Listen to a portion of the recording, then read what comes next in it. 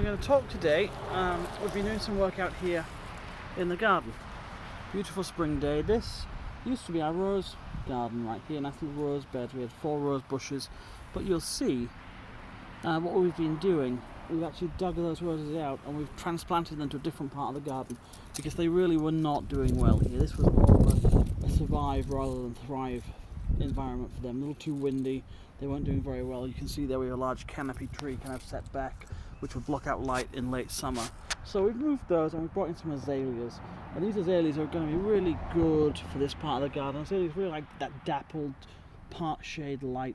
So if you have a little spot where you've got potentially quite a big tree that blocks out some of the light in that summer, late summer time, azaleas can be really good for that. And these azaleas are planted about 3 feet apart over there, you see.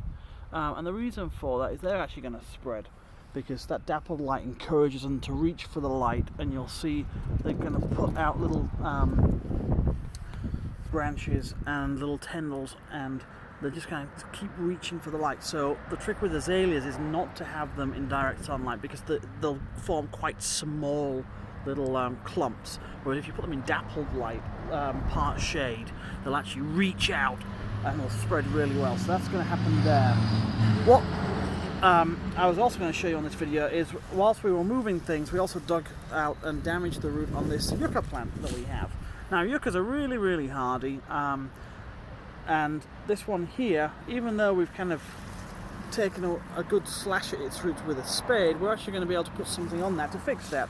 And it's this. This is just a regular rooting powder. You can get these in gels. You can get these at any garden centre or home improvement store. And what we're going to do, we're going to show you how to use that. So here we are. This is what the rooting powder looks like. It's generally a powder or a gel. Very careful not to use too much. That can be really vicious. So what we're actually going to do, we're just going to either dab it, which is what I'm going to do right here. I'm just going to take the yucca root and just kind of dab it into that little pot down there, and we're going to a little dusting of it here on the root. Okay, you see that root? And the reason for that is if we use too much, that can actually damage the plant. So just a little dusting on the root, it's going to encourage it to kind of spur itself on, and then we're just going to drop it right into the hole there, and we're going to fill it back around in the soil, so that will then start to thrive a little bit better, and that will then fill out this little bed. So we'll have azaleas, and at the back up here we'll have a couple of yuccas. It'll look lovely. We'll have some good late summer colour from the yuccas. They put nice tall white flowers of this variety. It's actually called Adam's Needle. And then the azaleas, they're starting to bud now, so we'll have some nice early springtime. And that's really crucial in a garden bed like this, where we've got it's on the side of the driveway, so we want to make an impact. And you can kind of see over there we've got 500 tulips that are just starting to bud, and they're going to be into bloom next week.